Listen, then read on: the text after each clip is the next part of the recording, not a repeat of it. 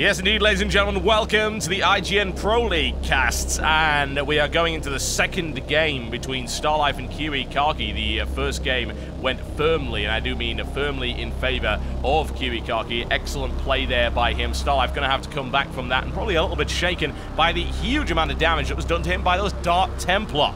Messy stuff. The player that likes to do harassment, that being Stalife, who's also very creative, was himself harassed and was unable to really do anything about it. That's going to shake anybody. We'll have to see just how this one turns out.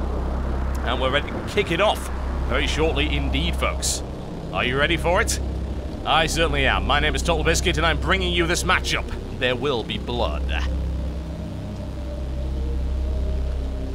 Ladies and gentlemen, welcome to the Tal'Darim Altar, which will be the venue for this particular war. We've got Stalife right here from Complexity Gaming. He's in the green trunks. He is playing Terran, and he is to the southwest of this rather large map versus his opponent Kiwikaki from Team Root. He is in the yellow trunks, and he is playing Protoss up to the northwest. Well, well, well. Looks like Kiwikaki is on the ball and is on fire, as he usually is, and Stalife is going to have to do quite a little bit of work in order to come back from that. It's a very tough matchup for Stalife in this first match of the IGNProLeague series. Of course, everyone starts off in the winner brackets. It's a double elimination format, so the loser of this match will get knocked down. He will not be knocked down, but he will still be there. There's 16 players in this tournament, all of them absolutely fantastic. The question is, will Stalife be able to deal with the might of Kiwikaki? We will find out. Wall-off coming up right here, and this is an interesting map because it doesn't actually have a ramp. Now, you might have noticed a lot of the maps do have a ramp. This one does not. Not at all. You got these cliffs that you can use as choke points, but aside from that, you got a kind of wall off right there, and there is no line of sight. That's something to bear in mind. Walling off not quite as effective because, of course, you cannot prevent the line of sight. You'll be able to fire behind it without a problem. You don't have to run up a ramp, and that's a little bit risky for anyone, particularly Terran players. Kiwikaki, gateway coming down, and a simulator for him. Nothing particularly special as of yet, not that you really expect him to. Stalife with the barracks coming up right there, and he'll perhaps look to do a partial wall-off. There are certainly benefits to doing so. Bear in mind, this area right here is what he'll be looking to expand into in the not-too-distant future, and this is the kind of map where you've got to be very wary about what the Protoss is going to do to you. There have been many a Tal'Darim Altar match that have ended in the first 10 or so minutes, maybe even less than that, because of the feared 4-gateway push. And that involves placing 4 gateways, getting a pylon down in a convenient place, warping in units and applying pressure that your opponent cannot stop. Stalife spots the probe coming in, and the scout coming up for Kiwikaki. He'll have a look around, see where you can see. Nothing unusual for Stalife right now. No early 2-gateway aggression or anything like that.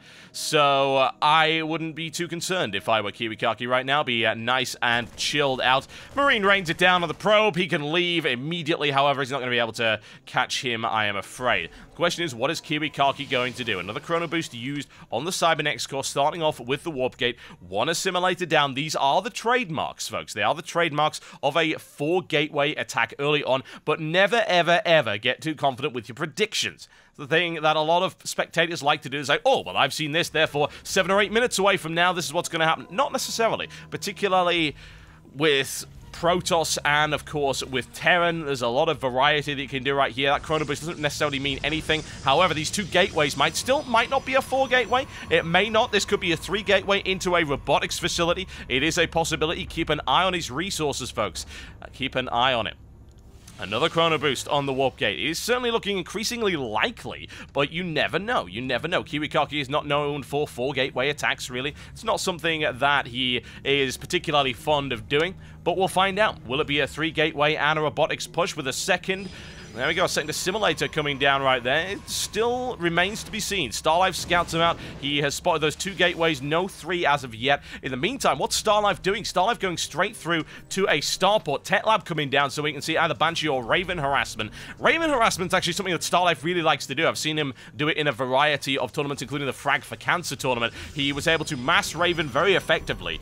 Don't know how effective that'll be in this particular environment, though. We will find out. Right now, we are not looking for 4 gateways attack at all from Kiwikaki. He does have an assimilator, so he's not actually put anything in it yet, really, aside from that single probe, so he's not going heavy into that. In the meantime, however, here comes the Stalker aggression, and no stim pack available right now. So Kiwikaki might be able to snipe at that bunker. However, a lot of damage coming in right there. Kiwikaki loses a Stalker, needs to get that fixed up immediately. Banshee on the way for him. An additional warp in, a lot more pressure coming in. Still only 3 gateways, but still this is a sustainable kind of attack. And with the lack, and I do mean the lack of Marauders, as well as the lack of stim pack available for Stalife. Starlife's going to have to hold this line quite carefully. SCV's already pulled off the line to deal with this. No expansion right now. And it remains to be seen as to what Kiwikaki will actually try and do here. Brings it down right now on the supply depot. A lot more damage coming in. Additional warp-ins. And I'm actually very concerned right now for Stalife. I'm not entirely convinced he's going to be able to hold this. That's a lot of Stalkers, even with a siege tank. And the thing is, no siege tech. That's the critical thing. If he had siege tech right now, that would be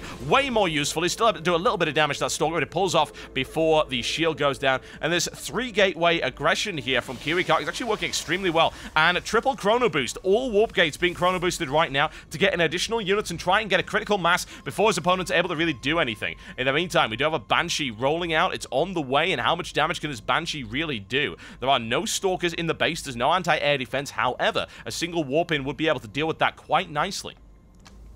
It might force Kiwikaki to rethink his steps a little bit, but I'm not convinced. Here we go. Rains it down on there, and if you actually noticed, a warp-in just came in from Kiwikaki, so he's actually not able to respond to that right now. That's pretty damn critical. 4 kills. 5 right now for the Banshee. Needs to chrono boost out another warp gate so he can get a Stalker on the field. In the meantime, however, Kiwikaki's able to break through the bunker. That's the critical thing. Harassment doesn't really matter. If Starlife's going to take huge amounts of damage, and he really is, the siege tech is not available, and Kiwikaki should be able to do a lot of damage right here, picking off SCVs at an incredibly fast rate, as his opponent is also doing exactly the same thing. However, the Stalker was finally warped in, and the Banshee was forced away, but not without taking 10 probe kills from his opponent. The thing is, Kiwikaki has exceptional armed forces right here. Reactor going down as well. No reinforcements will be coming in from that anytime soon. Those tanks need to be taken out. Still a lot of damage coming in right here from the tanks. 3 kills right there. Drives him away, but Stalife is being annihilated right now. Kiwikaki has the forces, reinforcements coming in from the back. In comes the Banshee. However, he's got enough Stalkers on the ground to deal with that. Another Stalker coming in right here.